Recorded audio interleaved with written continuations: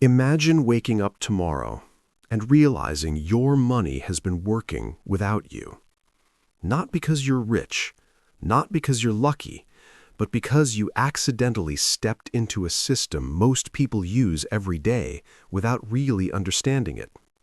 That system is the stock market, and for beginners it looks either like a casino or a secret club.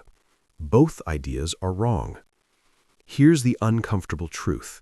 The stock market quietly decides who gets ahead over decades, not overnight, not with flashy wins, but slowly, relentlessly, almost boringly.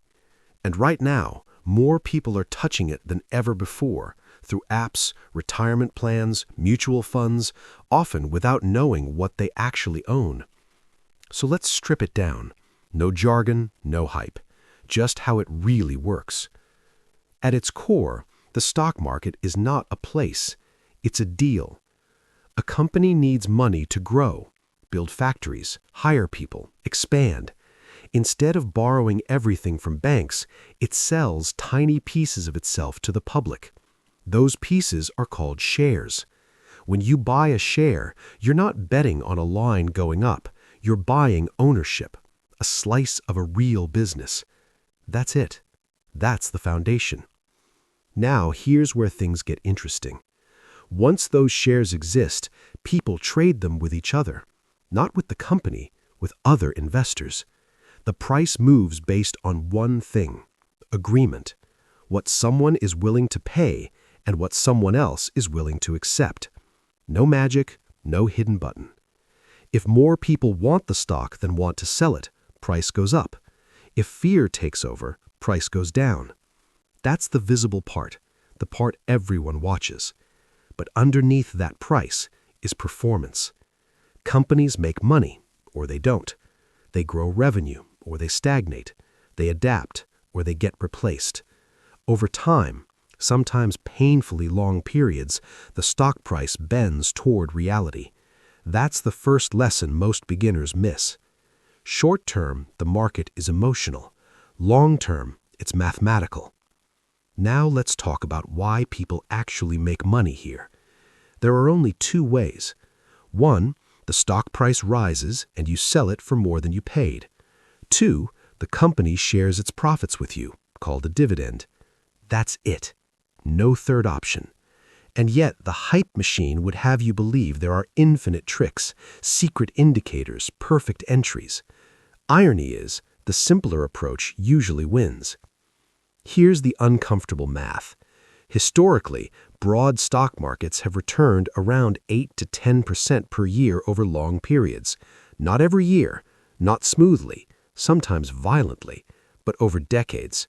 That means time is not a side detail, it's the main ingredient. Miss that, and everything feels random. Understand it, and chaos starts to make sense. Now contrast this with how the stock market is usually presented. Screens full of flashing numbers, urgent headlines, stocks soar, markets crash. It feels like constant action. Reality is quieter.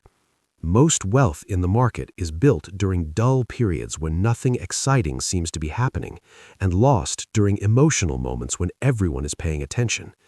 That's not motivational. That's behavioral. The market doesn't punish ignorance, it punishes impatience. Zoom out further. When you buy stocks, you're not just investing in companies, you're investing in the idea that over time, human productivity increases, that businesses will solve problems better tomorrow than today. Sometimes that belief is shaken. Recessions happen, crises happen, entire industries disappear, but the system adapts, painfully, unevenly, often unfairly. That's the risk. Stocks can drop 30, 40, even 50%, and no one rings a bell beforehand. That's why the stock market is not savings. It's exposure. Exposure to growth, exposure to failure, exposure to time. Which brings us to the quiet question every beginner eventually faces. If this system is so powerful, why doesn't everyone win? Because understanding the rules is not the same as following them. because fear and greed don't disappear just because the math is clear, and because the stock market rewards patience in a world addicted to speed. So here's the thought to sit with. The stock market is not designed to make you rich quickly. It's designed to transfer money from the impatient to the patient. The only real question is which side you'll end up on.